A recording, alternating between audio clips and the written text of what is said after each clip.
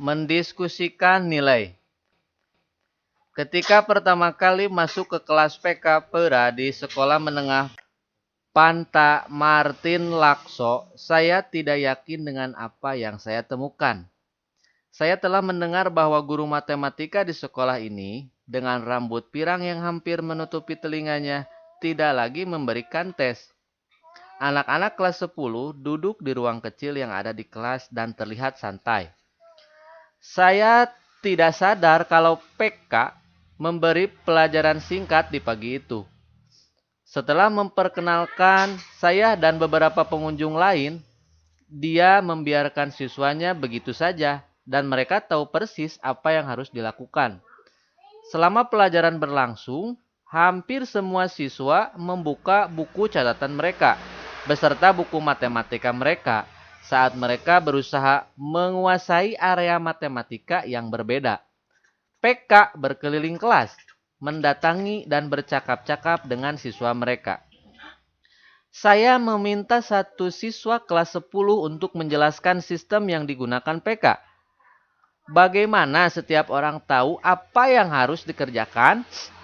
Anak ini menunjukkan saya sebuah panduan yang menampilkan pilihan konsep matematika berdasarkan kurikulum yang berlaku. Konsep-konsep ini diatur mulai dari yang paling dasar hingga yang paling rumit. Dan di bawah setiap kategori konsep ada sebuah daftar latihan matematika yang harus diselesaikan. Juga, saya menemukan sebuah kunci yang menunjukkan beberapa nilai yang dapat diterima seorang murid setelah mencapai konsep matematika. Di bagian belakang kelas, saya menemukan dua anak laki-laki memakai topi baseball sedang mengerjakan sesuatu di komputer. Ketika duduk di sebuah kursi kosong di belakang mereka, saya melihat mereka sedang menonton klip YouTube.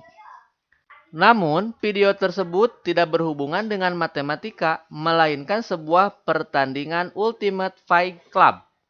Saya sedikit terkejut karena mereka bahkan tidak berusaha menyembunyikannya dari saya.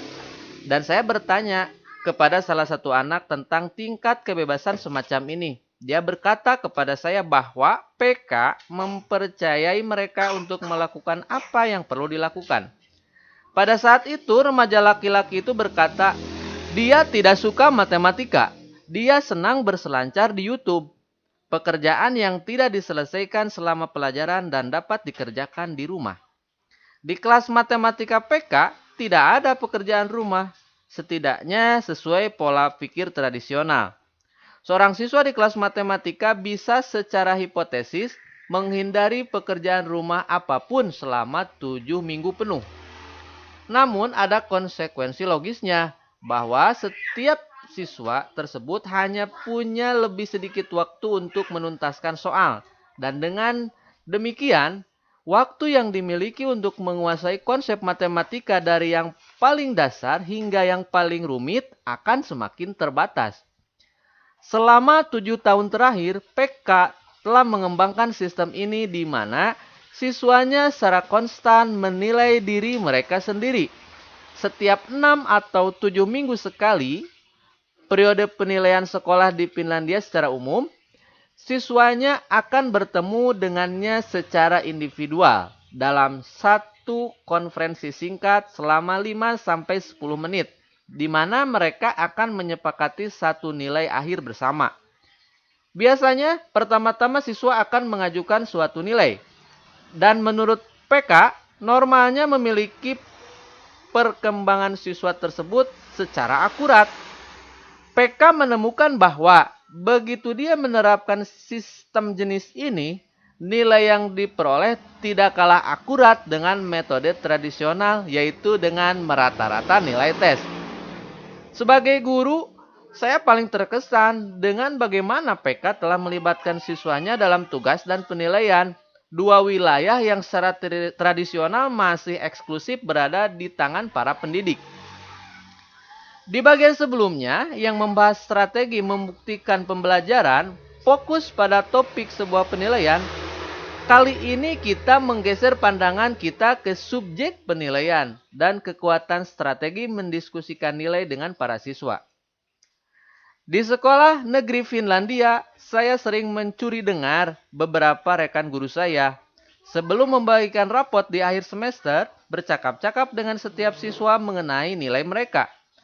Komunikasi ini biasanya sangat singkat. Guru akan memberitahukan nilai yang akan ditulis di rapot dan kemudian siswa tersebut memiliki kesempatan untuk memberikan tanggapan. Saya temukan bahwa praktik ini sangat menghargai masing-masing pribadi. Guru tidak hanya mengkomunikasikan nilai siswa dengan terang dan memperkuat hubungan, namun mereka juga mengajak anak-anak ini untuk merefleksikan pembelajaran mereka sendiri. Refleksi tentang pelajaran perlu dilakukan di kelas sebelum pembagian rapot. Namun, analisis saya terhadap praktik sederhana di Finlandia ini yaitu mengomunikasikan nilai kepada siswa dan minta pendapat mereka adalah hal yang esensial. Saya telah menemukan bahwa di akhir periode penilaian, sebagian besar siswa, bahkan mereka yang tampak kurang tertarik pada kegiatan yang disebut refleksi ini, kelihatan siap untuk mundur satu langkah dan menilai kemajuan yang mereka capai. Nilai yang seringkali tampak sewenang-wenang bagi kita sebagai guru sering menjadi sangat berarti bagi anak-anak. Untuk alasan tersebut, waktu penerimaan rapot menjadi waktu yang tepat untuk menangkap pengalaman dan membantu siswa merefleksikan pembelajaran mereka. Saya tidak pernah suka memberi nilai. Terlebih, saya sering merasa bahwa dengan memberikan angka-angka tersebut, saya berpotensi menghancurkan lingkungan kelas yang menyenangkan, yang sudah terpelihara.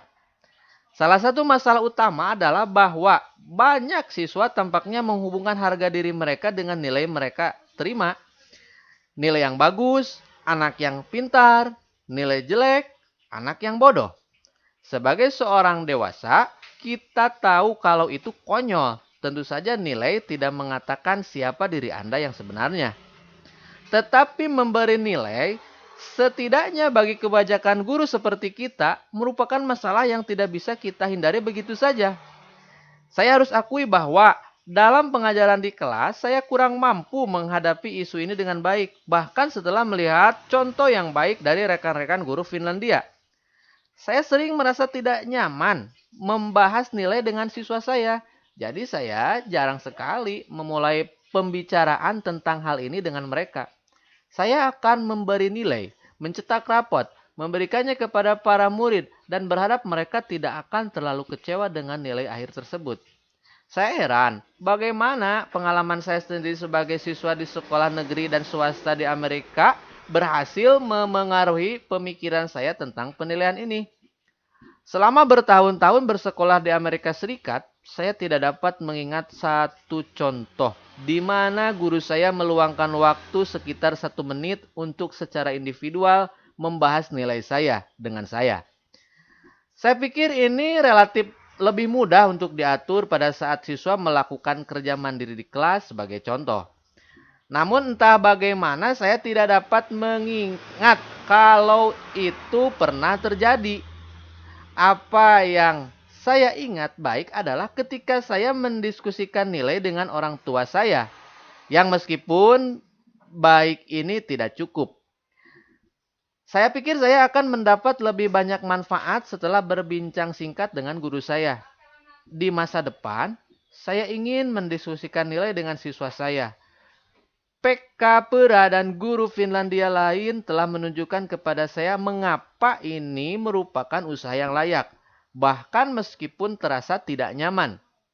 Melalui diskusi pribadi, kita dapat memberi siswa kita pemahaman yang lebih baik dan peran ketika menentukan nilai mereka. Ini merupakan strategi yang menolong mereka untuk mencerminkan pembelajaran mereka dan pada akhirnya mendukung mereka karena mereka berusaha mencapai penguasaan dalam kelas mereka.